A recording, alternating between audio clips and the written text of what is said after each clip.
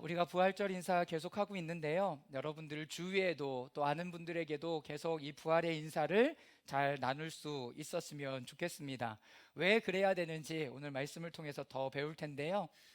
그렇게 할 때 하나님께서 우리에게 진짜 육체적으로, 과학적으로 설명되지 않는 그 하나님의 은혜와 힘과 이런 부분들이 경험될 수 있기를 주님의 이름으로 축원합니다. 자, 우리는 계속 부활주일 예배를 통해서 이 부활의 의미가 어떠한지 계속 빌드업해 가고 있습니다. 23년도에 우리가 함께 나누었던 부활절 메시지는요, 부활의 우물에 대한 부분이었습니다. 이사야 12장 3절 말씀인데요, 제가 읽어볼게요. 너희가 구원의 우물에서 기쁨으로 물을 기를 것이다. 구원의 우물, 우물이 있어요. 그런데 그 구원의 우물 안에서 우리가 날마다 물을 길어 오를 때 기쁨으로 그 물을 길어 오르면서 우리는 구원이 더욱더 확장되어지고 새로워지고 더 기쁨으로 하나님 앞에 나아갈 수 있게 되는 거죠. 그래서 이 부활의 샘은 항상 열려져 있습니다. 근데 끝에 가면 닫혀지는 경우가 있어요. 왜 그런지도 이야기를 나눌게요. 부활의 우물, 예수님께서 부활하신 이 사건은 우리 가운데 열려져 있고 계속 우리 가운데 부어져서 우리가 그것을 기억할 때마다 생명이 우리 가운데 부어지는 것이라는 것을 여러분 잊지 마십시오. 물은 어떤 역할을 합니까? 우리를 깨끗하게 해줍니다. 더 중요한 건 목마름을 해결해 줍니다. 그리고 우리에게 신선한 에너지를 주고요, 우리 안에 있는 죄와 더러움을 모두 씻고 회복해 주는 역할을 하는 것이 부활의 우물의 물의 역할이고 기능인 거죠. 근데 예수님이 부활하신 이후에 나는 생명이다, 나는 물이다 라고 얘기하시면서 자신이 직접 물이다 라는 것을 증명하고 나타나세요. 자, 두 번째, 2024년도 부활주일 메시지는요, 이 부활의 우물이 예수 그리스도래요.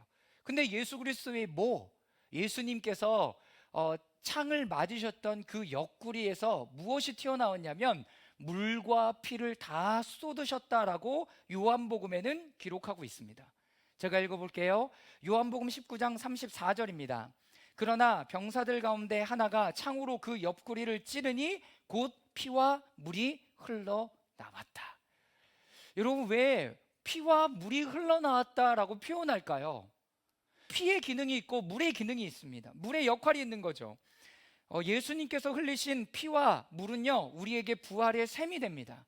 그래서 그 예수 그리스도의 그 흘린, 그를 향해 찔린 옆구리로 나아갈 때마다 우리는 그것 안에서 새로움을 계속 경험하는 거예요.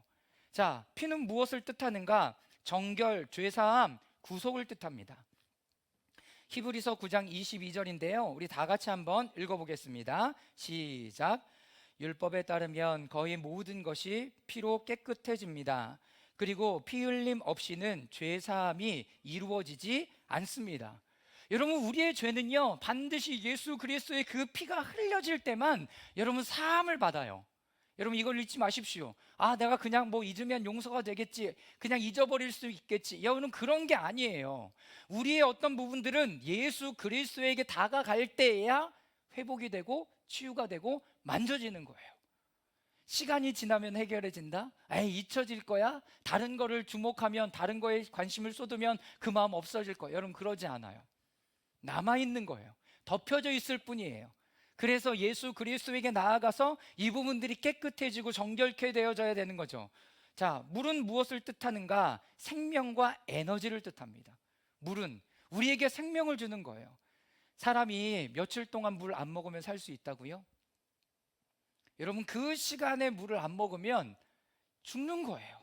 우리의 몸이 80%, 70% 이상 물로 이루어져 있는데 물을 먹지 않으니까 그 안에 여러 가지 안 좋은 작용들이 계속 이어지는 거죠. 그리고 물은 우리에게 에너지를 줍니다. 에너지를 줘요. 그래서 에너지 드링크를 마시는 게 아니라 뭘 마셔야 돼요? 물을 마셔야 돼요. 물. 요한복음 4장 14절 다 같이 읽겠습니다. 시작. 그러나 내가 주는 물을 마시는 사람은 영원히 목마르지 아니할 것이다. 내가 주는 물은 그 사람의 속에서 영생에 이르게 하는 샘이 될 것이다. 우리 안에서 영생에 이르게 하는 샘물이 된대요. 근데 그게 어디서 나왔다고? 예수 그리스도의 그 창에 찔린 옆구리에서 물과 피를 쏟으셨다고요. 자, 고린도전서 10장 4절인데요. 이것도 함께 읽어보도록 하겠습니다. 시작. 그들은 자기들과 동행하는 신령한 바위에서 물을 마신 것입니다. 그 바위는 그리스도였습니다. 여러분, 우리가 이 광야의 길을 지나갈 때 반석에서 나는 물을 마셔요. 근데 고린도전서의 기자는 그 반석이 뭐였어요? 예수 그리스도셨대요. 근데 반석에도 여러분 놀라운 비밀이 있어요. 첫 번째는 이스라엘 백성들이 목마르다 그랬더니 하나님이 바위를 너희 지팡이로 쳐라라고 얘기했어요. 그렇죠? 쳐요. 그랬더니 그 바위가 둘로 갈라져서 물이 콸콸콸콸 쏟아져 나왔어요. 그런데 두 번째도 이스라엘 백성들이 목마르다 했더니 하나님께서 어떻게 하라고 얘기했어요? 바위에게 명하라라고 얘기했어요. 이것이 영적으로 왜 중요한지 아십니까? 예수 그리스도의 십자가를 받아들이고 구원을 받는 것은 여러분 한 번이에요. 그런데 그 다음에 하나님과 교제하는 방법은 뭔지 아십니까? 그분과 대화해야 돼요. 인격적인 대화가 그 가운데 일어나야 된다고요. 또 예수님을 치는 게 아니에요. 예수님을 또 십자가에 못 박는 게 아니라 내가 예수 그리스도의 그 십자가의 사건으로 구원받고 회복되었다면 그 다음부터는 예수님과 끊임없는 교제가 우리 가운데 일어나야 되는 거라는 거예요. 예수님과 친밀한 교제가 이루어져야 되겠죠. 말씀을 통해서 우리에게 말씀하시고 내가 그분에게 묻고 또 그분이 주시는 음성을 듣고 내가 삶으로 살아가는 것, 여러분 이것이 그리스도인의 삶이에요. 자, 매년 이 시간들을 통해서 예수 그리스도의 형상 모양으로 우리는 그분의 마음을 닮아가는 것입니다. 자, 부활이란 우리 파란색으로 써놓은 부분들 다 같이 한번 읽어볼까요? 시작. 육체적 죽음 이후에 새로운 육체의 생명을 의미하는 것이 부활이다. 영국의 성공의 신학자인데요, 굉장히 이 시대 가운데 하나님의 나라의 관점으로 굉장히 큰 영향력을 끼치고 있는 이 신학자가 하는 말이, 부활이란 육체적 죽음 이후에 새로운 육체의 생명을 의미하는 것이 부활이다. 내 안에 어떤 원동력으로 살아가냐는 거예요. 죽었어요. 그렇다면 이제는 나는 뭘로 살아가는가?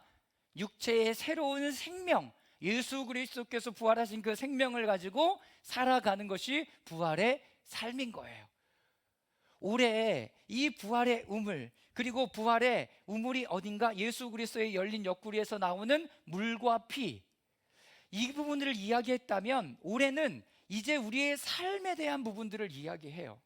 거기에서 예수님과 함께 있을 때, 부활의 우물에서 물과 피를 우리가 받아들였을 때 어떠한 삶으로 나아갈 수 있을까가 올해 2025년도의 부활의 포커스가 됩니다.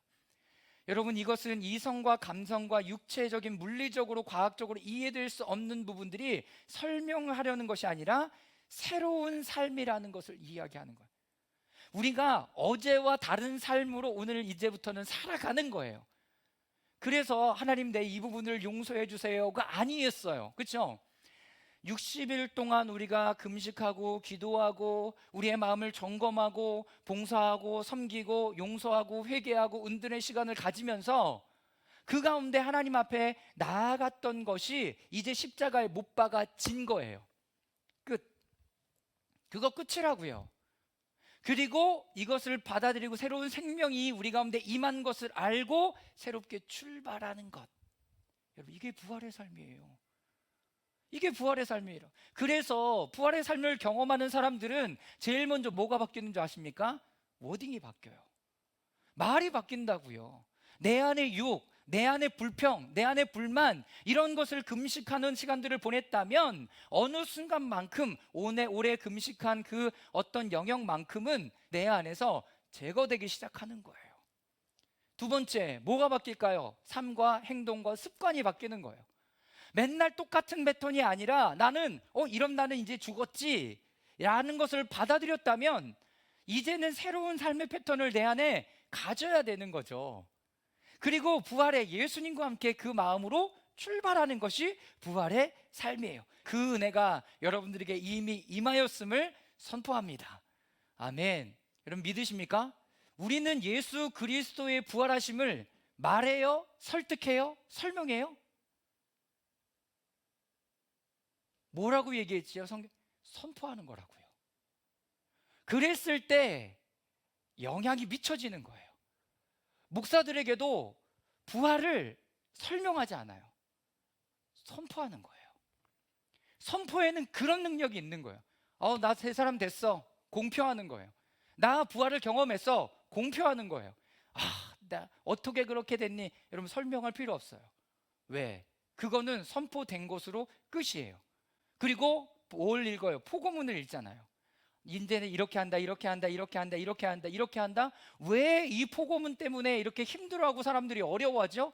그 포고문이 이전에 많은 사람들에게 힘들고 어렵고 그리고 죽음까지도 가져간 일들이 있었기 때문에 힘들고 어려운 거예요. 내가 장난으로 한번 해봤어요. 이거 그냥 의미 없이 해본 거예요. 이렇게 짧게 해본 거예요. 이게 말이 돼요? 아니죠. 그 자체로 뭐예요? 힘이 있는 거라고요. 할렐루야. 여러분, 예수 그리스도의 이 부활의 사건이 누구에게 설명되거나 이해되거나 어떻게 표현되는 게 아니라 여러분들에게 먼저 선포되는 은혜가 있기를 주님의 이름으로 축원합니다. 이미 여러분들에게 선포된 거예요. 2000년 전에 이미 여러분들에게 선포된 거라고요. 이거를 받아들이고 안 받아들이고는 그 사람들 몫이에요. 그런데 계엄령이 선포되었을 때도 내가 이거를 받아들이고 이건 꿈일 거야, 인터뷰하면서도 내가 이런 걸 하고 있는 게 꿈인 것 같아요 라고 얘기하는 사람들에게도 여러분 그 시간은, 그 사건은 어때요? 실제예요. 영향이 있다고요. 사랑하는 여러분, 이 부활의 사건이 여러분들에게 실체로 다가오는 은혜가 있기를 주님의 이름으로 축원합니다. 내 안에 선포해야 돼요. 나에게 나 부활했어, 나 새로운 삶으로 나아가는 거야. 자, 여러분 스스로에게 이야기해 보십시오. 나는 새로운 삶으로 살아갑니다. 나는 새로운 삶으로 살아갑니다. 네, 내 안에 그렇게 선포하는 거예요. 내 안에. 여러분, 그럴 때 우리 안에 이 영향력들이 미쳐지기 시작하는 거예요. 할렐루야. 자, 두 번째, 부활이란 세상이 바뀐 것이다. 그렇죠? 예수 그리스도께서 부활하심으로 말미암아서 세상이 바뀌었다고 믿는 거예요. 새로운 세상이 왔다고 믿는 그 믿음으로 말하는 거예요. 네, 예수님이 부활하셨어요. 새로운 세상이 이미 우리에게 도래했습니다 라고 선포하는 것입니다. 단순히 2000년 전에 이 세상에 예수님이 살았다는 특별한 이야기가 있었다는 사실을 믿는 게 아니에요. 예수님이 그렇게 일하셨지, 그런 놀라운 능력을 나타내셨지, 그냥 스토리로 머물러 있는 게 아니라 그 사건이 오늘 그날 새벽, 부활의 새벽이 이 세상에 임했고 하나님의 나라의 새로운 삶이 이 세상에 뚫고 들어왔다고, 그리고 이 세상이 변했다고 받아들이는 거예요. 예수님의 능력으로 여기에 임했구나. 바뀌었구나. 자, 그러면 그 다음부터는 어떻게 되는 거예요? 나의 생각도 바뀌어야죠. 내 눈도 바뀌어야 되죠. 내 말도 바뀌어야 되죠. 나의 모든 삶의 패턴도 바뀌어야 되는 거죠. 왜? 다 바뀌었는데 우리만 그대로 있어. 그러니까 영향이 없는 거예요. 내가 바뀌어야 돼요. 오늘 기도해 주셨잖아요. 광야의 그 시간들을 보내면서 금식하고 기도한 것을 얻다가 광야에 묻고 오는 거예요. 그래서 금식과 기도가 그렇게 중요한 거예요. 금식과 기도가. 그것이 우리 가운데 없었다면 우리는 그냥 그만큼의 시간들을 경험하는 것이죠. 자, 부활을 사는 삶은 우리의 삶의 실제의 자리에서 이루어집니다. 부활의 삶은 실제의 자리에 이루어지는 거예요. 여러분들이 먹고 마시고 잠자고 출근해서 일하고 하는 모든 곳에 미쳐지게 되는 거예요. 미쳐지게 되는 거예요. 이거를 계엄과 비교해서 이야기한다는 게 참 슬프지만 여러분들이 가장 가까이 겪었던 가장 강력한 사건이잖아요. 여러분, 부활의 사건이 마찬가지예요. 그걸 인지하고 살아가는 사람들이 그리스도인들인 거예요. 근데 점점 소수가 되어가요. 믿지 않아요. 왜? 내가 경험되지 않으니까. 왜? 그 전에 금식과 기도가 없어. 그래서 초대교회 사람들은 그 시간들을 금식과 기도로 철저하게 보냈어요. 아침 저녁으로 예배하고 각 시간마다 읽는 말씀을 따라 읽고. 왜? 나는 진짜 뭘 경험하고 싶으니까? 부활을 경험하고 싶으니까, 새로운 것을 경험하고 싶으니까 그 시간들을 보낸 거예요. 모르면 그냥 일주일에 한 번, 이 고난주간 일주일 보내면서 예수님 부활하셨습니다 라고 끝나는 거죠. 그러나 이 부활의 삶은 우리 삶 가운데 실제가 된다라는 거예요. 자, 1세기의 부활은 한 사람이 일정한 시간을 죽었다가 다시 살아나서 새로운 삶을 살아가는 것이다 라고 정의합니다. 1세기의 사람들이 가지고 있던 부활의 삶의 개념이었습니다. 나사로가 똑같이 살았겠냐고요. 우리는 나사로가 성경에 나오는 그만큼만 알고 있잖아요. 그런데 나사로가 성인으로 어디에 복음을 전하는 줄 아십니까? 섬 지방에까지 계속 가서 복음을 전하고 거기서 순교했어요. 그냥 부활을 경험했다고 해서 그냥 그만큼만 살아가는 게 아니에요. 정말 실질적으로 죽음을 경험했다가 살아가는 사람들의 인터뷰나 영상을 보면 뭐라고 얘기합니까? 저는 새로운 생명을 부여받았습니다. 이제는 다르게 살아갈래요. 어떻게 살아가든가요? 다른 사람을 위해서 살아가요. 그렇죠? 자신에게 새로운 삶이 부여된 사람은요, 다른 사람들을 위해서 이제 살아가기 시작해요. 나를 위해서 살지 않아요. 나를 위해서 살아봤더니 죽는 경험을 하는 거죠. 죽을 수밖에 없구나. 그런데 그 죽음을 경험한 사람들은 다른 사람들을 위해서 지속적으로 마지막 때의 삶까지 살아가요. 부활의 생명은 익명의 사람이 되어서 누군가의 아픔에 참여하게 됩니다. 부활의 삶을 살아가는 사람은 다른 사람들의 아픈 곳에 찾아가서 그 삶을 함께 살아가요. 자, 이러한 새로운 세상은 우리에게 어떻게 왔습니까? 예수 그리스도께서 죽음에 대하여 죽으시고 하나님의 은혜로 부활하심으로 우리에게 오게 되었습니다. 이 부활의 삶이 이제 우리에게 온 거예요. 계속 얘기하는 금식과 기도, 마음의 동기, 그것을 멈추는 것이 그 죄된 삶, 생각, 마음을 죽이는 것입니다.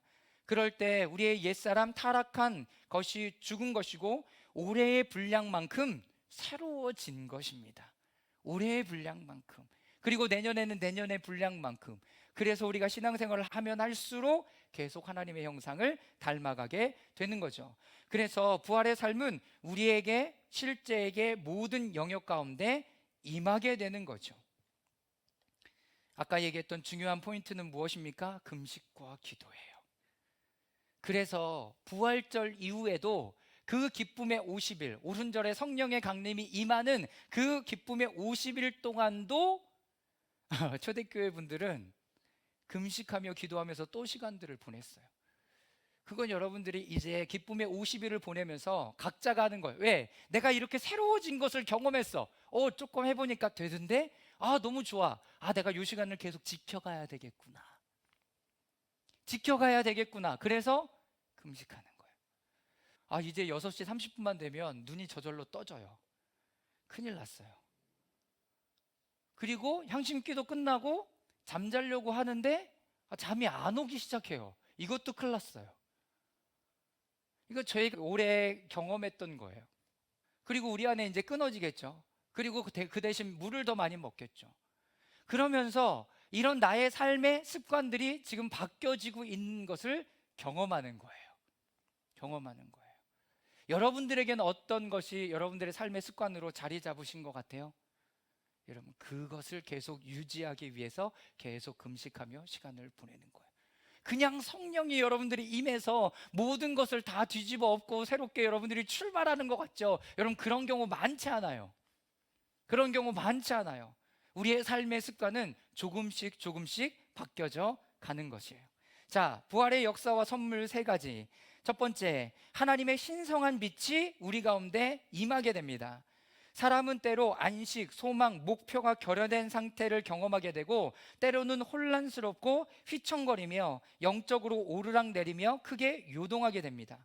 그런데 이런 부분에 이 부활의 빛이 우리 가운데 임함으로 말미암아서 어둠에 비춰지고 그 부분들을 하나하나 치료해 주시기 시작하는 거예요. 그러면 어떻게 돼요? 여기 아파요, 주님. 여기에 빛을 비춰주세요. 주님 앞에 기도하며 나아가는 거죠. 두 번째, 영생의 물줄기. 이것은 지속적으로 흘러넘쳐 영원한 생명, 흐름은 사람의 메마름과 한계, 영적인 노화, 시들어감, 그리고 숨겨져 있는 내면의 죽음 가운데 끊임없이 역사해요. 그러니까 부활의 샘, 여기서 나오는 물을 끊임없이 여러분들이 마셔야 돼요. 마셔야 돼요. 목사님 그거 어떻게 먹는 건가요? 네, 예수 그리스도에게 계속 다가가는 거예요. 오순절의 성령의 강림에 요한복음 7장에는 너의 뱃속에서부터 생수의 강물이 터져 나올 것이다 라고 얘기해요. 그러니까 내 안에 주님께서 계세요. 그분과 끊임없이 교제하는 거예요. 마지막 세 번째, 진정한 승리. 부활의 선물은 세상과 육과 죄를 넘어서 결국 진실되고 확고한 승리로 이끌어줍니다. 내적인 싸움과 외적인 두려움으로부터 승리하게 하고요, 그 결과 사람은 그의 최고의 지위로 회복됩니다. 그래서 초대교회 교부들, 그러니까 예수님의 제자들 이런 사람들은 이 부활이 우리를 인간이 타락하기 전 모습으로 돌아가는 것이고, 그때보다 아담보다 더 좋은 상태로 컨디션으로 회복되는 것이다 라고 얘기해요. 우리는 뭘 알아요? 아담과 하하가 선악을 알게 하는 나무의 열매를 따먹고 타락했다는 걸 알아요. 자기 중심성을 더 회복한 거, 자기가 원하는 거, 자기가 바라는 거, 여러분 그걸 쫓아가는 인간의 모습을 우리는 보고 있었어요. 그런데 부활은 예수님을 모델로 해요. 자신을 내어줘요. 누구를 위해서? 사랑하는 인간들을 위해서. 하나님의 기쁨을 쫓아가요. 여러분 이 모델로 우리는 만들어진 인간이라는 것을 다시 한번 알게 하시는 거죠. 여러분 이것이 부활이 우리에게 주는 선물이 됩니다. 여러분 너무 좋지 않으세요? 네, 내 안에 계속된 어두움에 빛을 비춰주세요. 두 번째, 생명의 물질을 끊임없이 부어주시고요, 이제 우리는 아담과 하하 같은 똑같은 상황에 놓일 때 알고 선택할 수 있어요. 하나님의 기쁨, 하나님이 원하시는 삶, 여러분 이것을 알아요. 여러분 그럼에도 불구하고 우리는 계속 뭘 선택해요? 네, 선악을 알게 하는 나무의 열매를 선택하죠. 여러분 그게 인간의 모습이에요. 그래서 그리스도인이 된다는 것은 착하게 살라고 하는 게 아니라고요. 내가 착하면 그리스도인이 되는 게 아니라 내가 죄인임을 깨닫고 내 안에 예수 그리스도가 필요합니다라고 고백하는 게 바로 그리스도인이에요. 그런 사람이 그리스도. 내가 잘났구나, 내가 머리 좋구나, 내가 이거 하면 되더라, 내가 한번 해보리라. 여러분 그런 것이 그리스도인이 아니라고요. 어떻게 해요? 내가 이런 선택이 있을 때마다 자꾸 나의 어떤 부분으로 선택하는구나. 내 안에 주님이 필요하구나. 여러분 이거를 알고 깨닫고 나아가는, 주님 도와주십시오, 주님 도와주십시오 하고 고백하며 나아가는 것이 바로 그리스도인의 삶이 되는 것입니다. 부활을 경험한 그리스도의 삶. 자, 이제 오늘 본문 말씀을 통해서 부활의 삶이 무엇인가를 함께 보도록 하겠습니다. 부활의 삶은 무엇인가? 첫 번째, 부활은 살아계신 예수님을 만나 놀라고 말문이 막히는 것이다. 놀라고요, 말문이 막혀요. 근데 왜 그래요? 예수님을 만나니까 말문이 막히는 거예요. 더 이상 그분 앞에 내가 할 말이 없고 벌벌 떨고 있는 거죠. 이게 무슨 일이야? 할 말이 없는 거예요. 예수님 앞에 가면 왜 이러셨어요? 막 얘기하고 싶을 것 같죠? 얘기할 수 있을 것 같죠? 여러분 그렇잖아요. 실질적으로 예수님의 현존을 경험한 분들은 그 앞에 그냥 벌벌벌벌 떨고 있는 거예요. 벌벌벌벌. 자, 1절부터 8절까지 말씀인데요, 저와 여러분들이 한 절씩 교독하며 읽겠습니다. 1절입니다. 안식일이 지났을 때 막달라 마리아와 야고보의 어머니 마리아와 살로메는 가서 예수께 발라드리려고 향료를 샀다. 그래서 이래 첫날 새벽 해가 막 돋은 때에 무덤으로 갔다. 그들은 누가 우리를 위하여 그 돌을 무덤 어귀에서 굴려내 주겠는가 하고 서로 말하였다. 그런데 눈을 들어서 보니 그 돌덩이는 이미 굴려져 있었다. 그 돌은 엄청나게 컸다. 그 여자들은 무덤 안으로 들어가서 웬 젊은 남자가 흰옷을 입고 오른쪽에 앉아 있는 것을 보고 몹시 놀랐다. 그가 여자들에게 말하였다. 놀라지 마시오. 그대들은 십자가에 못 박히신 나사렛 사람 예수를 찾고 있지만 그는 살아나셨소. 그는 여기에 계시지 않소. 보시오, 그를 안장했던 곳이오. 그러니 그대들은 가서 그의 제자들과 베드로에게 말하기를 그는 그들보다 먼저 갈릴리로 가실 것이니 그가 그들에게 말씀하신 대로 그들은 거기에서 그를 볼 것이라고 하시오.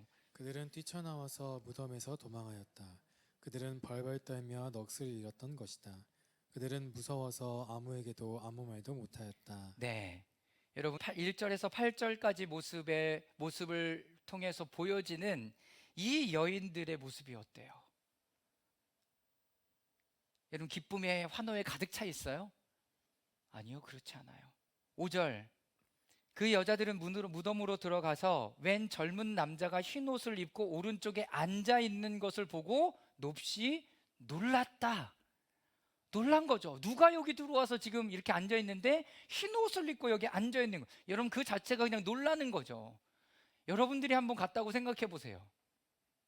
여러분들이 불 꺼진 것도 무섭겠지만 어떤 사람이 우리 집에 앉아서 흰 옷을 입고 광채가 나서 앉아 있는 것도 무서워. 누구세요? 여기 우리 집인데? 이게 첫 번째 반응이죠. 여기 예수님 무덤인데 당신 누구세요? 라고 얘기하는 게 첫 번째 반응이에요. 여러분 그래서 우리가 좀 놀래야 돼요. 내가 이만큼 달라졌구나. 와, 좋은데? 여러분 이런 마음이 좀 있어야 돼요. 그냥 무덤덤하게 부활절이 왔구나, 이래서는 절대로 우리가 이런 부분들을 경험할 수 없게 되는 거죠. 이전까진 그랬을 수 있습니다. 그러나 매해 사순절과 부활절 그리고 오순절 때 임하시는 그 성령의 역사와 부활의 역사는 우리를 새롭게 출발할 수 있는 큰 힘을 부어주는 거예요. 기억나세요? 이 시간은 한 해의 뭐라고요? 지성소라고요. 나를 정결케 하는 거. 한 해의 뭐라고요? 면류관이라고요. 하나님께서 이미 왕관을 씌워주시는 사람. 승리했어. 너 이만큼 변화된 거야. 이걸 가지고 오순절의 성령의 강림까지 또 새로운 시즌이 올 때까지 살아가는 거예요. 여러분 얼마나 좋아요. 그래서 저는 세상의 패턴을 따라 살지 않아요. 하나님의 시간을 살아가요. 하나님의 시간. 오늘 부활절 되니까 아니나 다를까 어제는 비 주룩주룩 내리고 어둡고 뭐 번개치고 난리더니 오늘 아침 되니까 햇빛 찡찡 찌고 반팔 입어야 될 판이.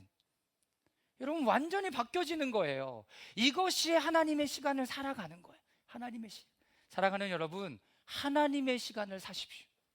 내 패턴을 살아가지 마세요. 내 삶을 살아가지 마세요. 내가 계획한 삶을 살아가지 마세요. 그것은 언제든지 다 무너질 수 있는, 그러나 하나님의 시간은 무너지지 않아요. 할렐루야. 여러분 이 사람들은 벌벌 떨고 넋을 잃었고 무서웠고 아무에게도 말을 못했습니다. 왜요? 다시 사신 예수님을 만났으니까. 이 사람은 지금 이 사람이 예수님인지 동산직인지 몰라요. 천사인지. 근데 우리는 알아. 이분 예수님이구나. 이렇게 알잖아요. 그러면 우리의 삶에 역사하시는 분이 우연이에요. 어쩌다 됐어요. 귀인을 만났어요가 아니라 누가? 예수님이 우리의 삶을 도와주고 계시는군요.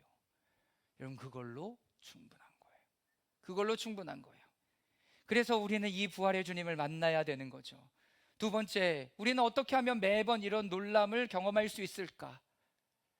날마다 해마다 우리에게 주시는 그 하나님의 선물을 기대하며 올해는 어떤 부분들을 바뀌어 가실까? 새롭게 가실까? 나를 다스려 주실까? 여러분 그 기대감을 갖고 가는 거예요. 똑같을 수 없죠. 왜? 나이가 먹었고 그리고 내 육체가 달라지고 내 컨디션이 달라지고 내가 직장이 달라지고 내 영적 상황이 달라졌으면 하나님께서 나를 다루시는 것들도 달라지는 거예요. 달라지는 거예요. 성경에 보면 특별히 한 3-4가지로 우리의 영적 상태를 발달 단계에 따라서, 영적 어린아이는 계속 그 사람 어떻게 돼? 얼러줘야 돼요. 청년은 어때요? 좀 할 수 있어요. 그런데 뭐가 필요해요? 그 안에 코치도 필요하죠. 영적 아비가 있어요. 그죠? 이 사람은 다른 사람들을 양육할 수 있는 단계까지 가는 거죠. 여러분 이렇게 영적 단계에 따라서 내가 지금 어디에 있는지를 잘 살펴봐야 돼요. 여러분들의 나이대에 맞게 청년이다라고 얘기했을 때는 다른 사람들을 위해서 내 열정과 사랑을 쏟아 나아갈 수 있어야 되는 거죠. 시켜서 하기보다는 이제는 아, 지금 이것이 필요하구나. 시즌이 달라졌구나. 아, 이렇게 하나님 말씀하시는구나.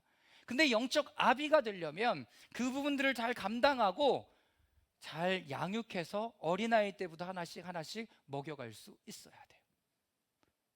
우리는 지금 어디 단계에 놓여져 있을까요? 하나님은 이 단계에 따라 여러분들을 훈련하고 가르치세요.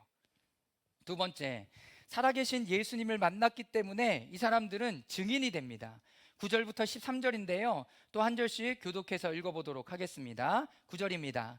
마리아는 예수와 함께 지내던 사람들이 슬퍼하며 울고 있는 곳으로 가서 그들에게 이 소식을 전하였다. 살아있다는 것과 마리아가 예수를 목격했다는 말을 듣고서 믿지 않았다. 그 뒤에 그들 가운데 두 사람이 걸어서 시골로 내려가는데 예수께서 다른 모습으로 그들에게 나타나셨다. 그들은 다른 제자들에게 되돌아가서 알렸으나 제자들은 그들의 말도 믿지 않았다. 그 뒤에 11 제자가 음식을 먹을 때 예수께서는 그들에게 나타나셔서 그들이 믿음이 없고 마음이 무딘 것을 꾸짖으셨다. 그들이 자기가 살아난 것을 본 사람들의 말을 믿지 않았기 때문이다. 또 예수께서 그들에게 말씀하셨다. 너희는 온 세상에 나가서 만민에게 복음을 전파하여라. 네, 13절 함께 읽겠습니다. 믿고 세례받은 사람은 구원을 얻을 것이요 믿지 않는 사람은 정죄를 받을 것이다. 여러분, 이들은 어디에 가서 복음을 전하고 이 이야기를 전하고 있냐면 첫 번째는 슬퍼하고 있는 사람들을 찾아갑니다. 슬퍼하고 울고 있는 사람들을 찾아가서 이 소식을 전해요. 가까운 사람들이겠죠. 그러나 이들이 슬퍼하고 있는 이유는 예수님을 다시 보지 못함에 소망과 희망과 다른 어떤 것이 없는 사람들에게 찾아갔다는 거예요. 예수님의 부활을 경험한 사람들이 찾아가는 곳은 예수님 잘 믿는 사람들이 아니에요. 어디로 가야 된다고요? 희망과 소망과 더 이상 어떻게 해볼 수 없는 사람들에게 찾아가야 되는 거라고요. 이것이 그리스도인의 삶인 거예요. 이 여인들, 두렵고 떨리고 아무 말도 못했던 이 사람들은 제일 먼저 슬퍼하는 사람들에게, 울고 있는 사람들에게 찾아가서 이 소식을 전해요. 자, 그런 사람들에게 전하는 내용은 무엇입니까? 예수가 살아계시다는 것과 예수를 목격했다라는 것을 전합니다. 아, 예수님이 나 이번 사순절에 이렇게 시간들을 보내보니까 야, 예수님이 나를 회복하시더라. 여러분, 이거 전하는 거예요. 이거 전하는 거라고요. 아, 예수님이 나와 함께 하시는 걸 내가 경험했어. 내가 목격했어. 이거를 전하는 거라고요. 무슨 말씀인지 아시겠어요? 설명하려고 들지 않아도 돼요. 왜? 이미 내 안에 뭐가 일어났으니까. 변화가 일어났으니까. 변화가 일어난 모습으로 그들을 찾아가고 이야기를 나눌 때 그들은 그 부분들을 알아요. 아, 이 사람이 이 부분들이 새롭게 되었구나, 변화되었구나, 달라졌구나. 여러분, 이거를 깨닫게 되는 거죠. 목격했다는, 살아계시다는 것과 예수를 목격했다는 말을 전하기 시작합니다. 이제 우리에게도 질문해 볼 수 있습니다. 예수의 살아계심은 우리를 어떻게 이끌어 주는가? 또한 예수를 목격했다, 만났다는 것은 우리를 어떻게, 어디로 인도하는가? 나 예수님 믿는 사람이잖아요. 여러분, 그러면 예수님은 우리를 어디로 인도해 가요? 어디를 인도해 가요? 슬퍼하는 사람, 믿지 않는 사람들, 그리고 실망과 좌절 가운데 있는 사람들에게 찾아가서 예수님을 만나니 이렇게 변화돼. 새로운 생명을 가질 수 있어. 거기에 희망과 소망이 있더라. 내가 경험하고 있어. 여러분, 이거보다 더 큰 게 어디 있어요? 여러분, 지금 시대의 전도는 관계 전도예요. 내 삶이 변했는가? 내 옆에 사람들이, 내 삶의 습관이, 내 워딩이 바뀌었는가를 보고 예수님을 믿는 거지.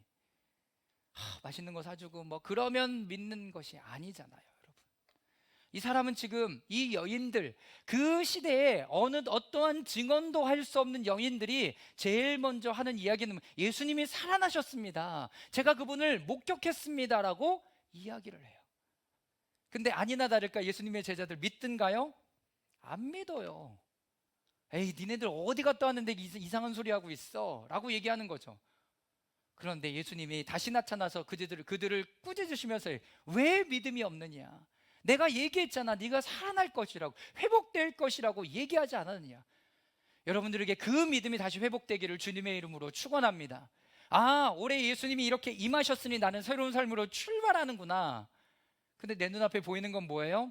아무것도 달라진 것이 없는 삶. 여러분, 이걸로 내 삶이 변화됐다는 것을 지표하는 게 아니에요. 내 안에 하나님이 일하심으로 달라졌다는 것을 깨닫게 되는 거죠.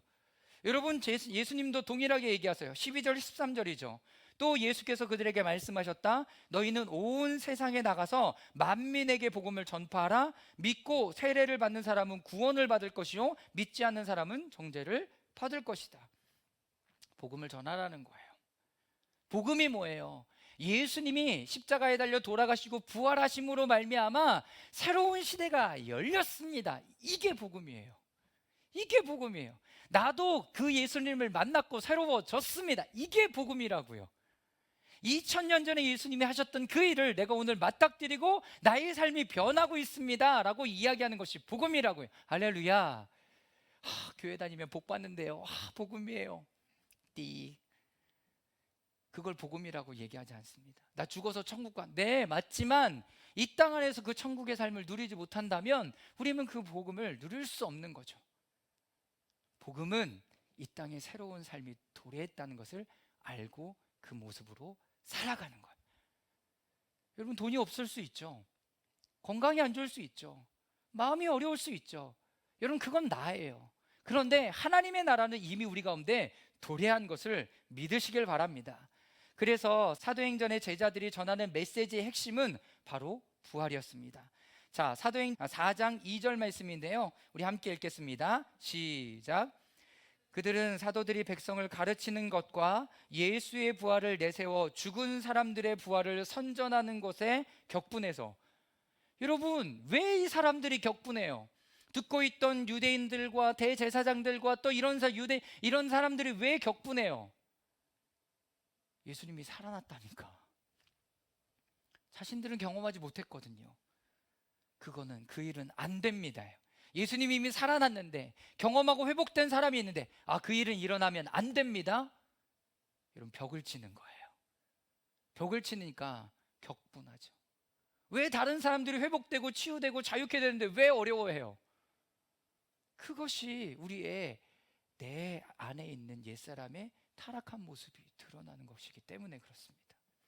부활이 그거를 증명해줘요. 부활이 그거를 드러내줘요. 자, 33절인데요 또 다 같이 한번 읽겠습니다. 사도들은 시작.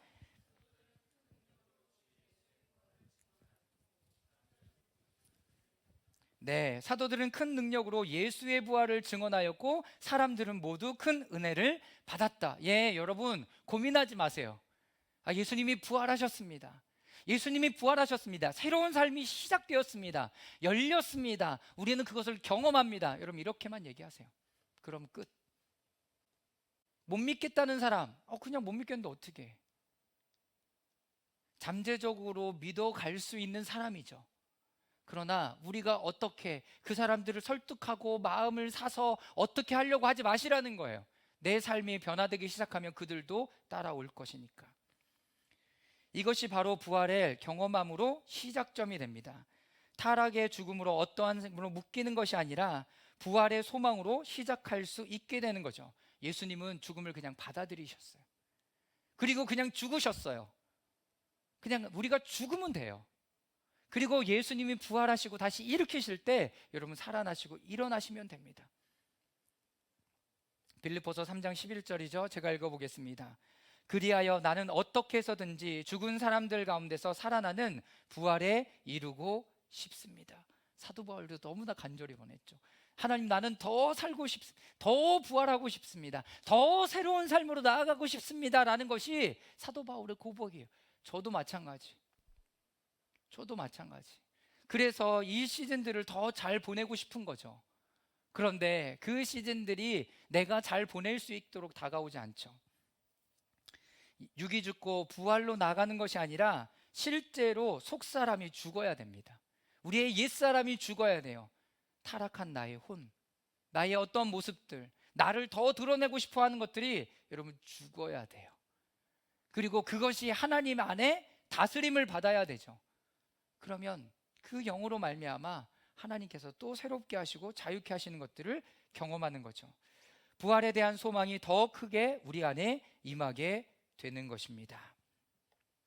세 번째, 예수님의 부활의 십자가는 더욱더 하나님의 품 안에 온전한 구원의 삶을 살아갈 수 있게 합니다. 그러려면 첫 번째는요, 부활의 우물에 대한 우리의 필요를 깨달아야 됩니다.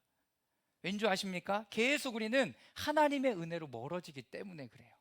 하나님의 은혜가 오늘 그 은혜를 받았어요. 나 이렇게 한번 해봐야지 라고 결정하고 마음에 나가면 점점 그 은혜들이 멀어지는 것을 경험해요. 그리고 또 고통 가운데 있는 거죠. 호세아 7장 9절 말씀 다 같이 한번 읽어보겠습니다. 시작. 이방인들이 그의 힘을 삼켰으나 알지 못하고 백발이 무성할지라도 알지 못하더라. 이방인들이라고 얘기하는 것은 영적인 원수들을 이야기해요. 그리고 그의 힘이다 라고 얘기하는 것은 하나님의 풍부함, 부요함. 여러분, 이방인들이 이것을 뺏어가서 그 하나님의 풍부함과 부요함을 누릴 수 없게 한다는 거예요. 여러분, 그러니 우리는 어디에? 예수 그리스도와 그 안에, 그분의 옆에서 계속 예수 그리스도의 부활의 그 우물에서 계속 우물을 받아 누려야 되는 거죠. 하나님으로부터 멀어짐은 우리가 인식하지 못하는 사이에 천천히 그리고 슬며시 그리고 스며들고 있습니다. 영적인 보화, 부요함을 잃어버리고 약탈당해요. 근데 그 약탈당하는 것도 몰라요. 이것은 천천히 일어나기 때문에 알아차리지 못하고 있습니다. 내가 왜 이러지? 라고 그것을 알아차리는 순간 너무나 멀리 떨어져 있는 것을 발견하게 되죠. 하나님으로부터 멀어지고 있다는 사인. 자, 첫 번째, 영적인 민감성을 잃게 하고 세상의 영이 우리 가운데 들어와 크리스천으로서 본질을 잃게 합니다. 그러니까 이 영적인 민감성이 떨어지니까 이게 섞여져 버리는 거예요. 하나님의 뜻과 세상의 뜻이 섞여져 버리는 거죠. 그래서 그리스도인의 그 정체성으로 살아가지 못하게 되는 거죠. 자, 두 번째, 다 같이 읽겠습니다. 시작. 내면의 영적인 움직임은 멈춰버린다. 그 결과 하나님의 형상으로 변하게 하는 모든 것이 멈추게 된다. 내 영적인 우물이 아까는 열려있다라고 했는데 이것이 닫혀져 버려. 왜? 거기서 아무런 물도 퍼먹지 않으니까. 우물의 특징이 뭔지 아십니까? 샘물의 특징이 뭔지 아십니까? 파면 파낼수록 깨끗한 물이 나와요. 파면 파낼수록 깨끗한 물이 나오는 거예요. 그러니까 여러분들이 예수 그리스도 옆에서 계속 생명의 말씀들을 받아 누리고 이것이 확장되어 갈 때마다 거기서부터 더 신선하고 더 깊은 우물의 샘이 우리 가운데 터져 나온다는 거예요. 그런데 이것이 멈춰지면 더 이상 하나님의 형상을 닮아갈 수 없게, 여러분, 거기서 멈춰져 버리는 거예요. 거기서 멈춰져 버리는 거예요. 주일 예배 한 번 빠지고 두 번 빠지고 뭐 내 삶 가운데 아무런 영향력이 없는 것 같아요. 그러나 그렇지 않죠. 말씀을 읽는 것도 하루 빠지고 이틀 빠진 거 그냥 내가 일 있어서 빠졌지라고 얘기할 수 있지만, 여러분, 그런 부분들이 내 삶에 영향을 미치고 있다는 것을 멀리 떨어진 다음에 경험하고 알게 되는 거죠. 자, 세 번째 읽겠습니다. 시작. 영적인 노화 상태에서는 성경을 읽는 것은 단지 잘 알려진 단어를 반복적으로 읽는 것에 불과하고, 기도도 일상적인 반복되며 마르고 첫사랑은 잊혀지며 쉽게 화를 낸다. 쉽게 화를 내고 있다 라고 얘기하면 멀어지고 있는 거예요.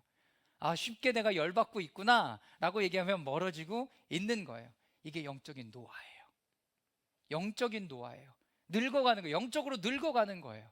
여러분, 쭈그러진 거 뭘 먹어야 펴진다고요? 물 먹어야 펴진대요. 아무것도 아닌 것 같지만. 그래서 성경을 읽을 때도 그냥 하나님의 말씀을 내 안에 쭉 먹는 것으로 먹는데 그 안에 이것을 알아차려주고 깨달아지는 것. 기도도 똑같은 얘기만 반복하는 게 아니라 그 안에 하나님의 의미들이 내 안에 깊이 새겨지기 시작하는 것이요. 자, 네 번째, 체면 위신에 매우 예민하고 혼은 쉽게 상처받으며 치유는 늦다. 상처는 표면적으로만 사라지고 기억 속에 남아서 새로운 상처를 받게 될 때면 매번 올라오고 상기가 된다. 용서가 어려워지고 표면적으로 용서하고 많은 꺼리낌이 남게 된다. 여러분, 영적인 노화가 일어난다라는 거예요. 육체적인 노화뿐만 아니라 영적으로 하나님의 관계가 멀어지면 이런 일들이 일어나요. 이런 일들이 일어나요. 이것이 교회만 다닌다고 해결되지 않고요. 이 부활의 우물에서 계속 그 우물의 물을 마셔야 돼요. 예수 그리스도와 동행해야 돼요. 우리의 필요를 채울 수 있는 두 가지 원천이 있습니다. 이것이 부활의 원천이죠.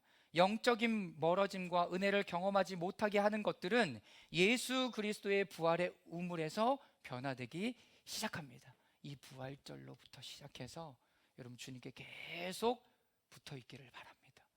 그 안에 나오는 생명의 강을 누릴 수 있기를 바랍니다. 두 번째, 하나님을 아는 제한적인 지식과 한정적인 선물들에서 아버지의 열린 품에서 변화되기 시작합니다. 이거는 금요기도회 때 함께 나눴던 얘기예요. 어떻게? 예수 그리스도 안에 안기는 거예요. 그래서 그분이 어떤 분인지를 계속 알아가는 거예요. 아, 내가 경험했던 아버지는 이랬어. 내가 경험했던 엄마는 이래. 그리고 이분은 나에게 어떤 부분들을 만족해 주고 채워주지 못했어. 그런데 하나님 아버지의 품으로 가니까 그것이 채워지고 만족되어지고 새로워지는 것들을 경험하는 거죠. 여러분, 이것이 참 하나님을 알아가는 거예요. 내 백성이 지식이 없어서 망한다라는 것은 그냥 성경의 지식을 이야기하는 거예요. 아니에요. 하나님을 모르는 거죠. 하나님이 어떤 분인지 모르는 거예요. 하나님이 어떤 성품을 가지고 있고 어떠한 마음을 가지고 있는지 모르니까 하나님 앞에 엄한 것들을 구하게 있는.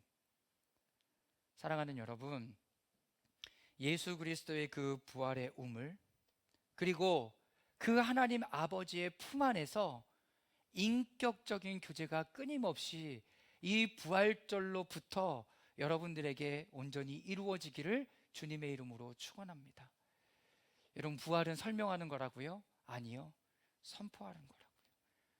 나에게 부활이 임했습니다. 새 삶이 시작되었습니다. 예수 그리스도의 부활의 사건은 우리를 새로운 삶으로 이끄십니다. 인도하셨습니다.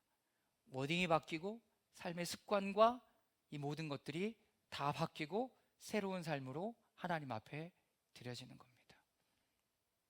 여러분들 안에 뭐가 바뀌어져 있는지, 내 상황과 환경이 뭐가 바뀌어져 있는지 카운트하지 않으셔도 돼요.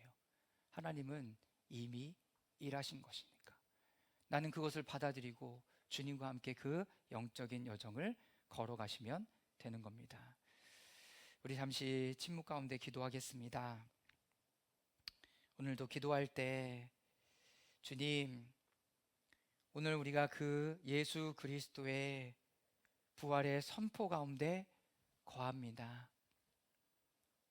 하나님, 나를 정결케 하시고 새롭게 하시고 변화시켜 주셔서 더욱더 주님과 동행하는 귀한 은혜가 있게 하여 주시옵소서. 하나님, 나 자신에게 선포합니다. 하나님, 우리의 삶의 모든 영역에 선포합니다. 예수 그리스도께서 살아나셨다고, 나는 그분을 만났고 목격했고 내 삶 가운데 새로움이 시작되었다 선포하며 나아가는 저희들 되게 하여 주시옵소서. 우리 함께 기도하겠습니다.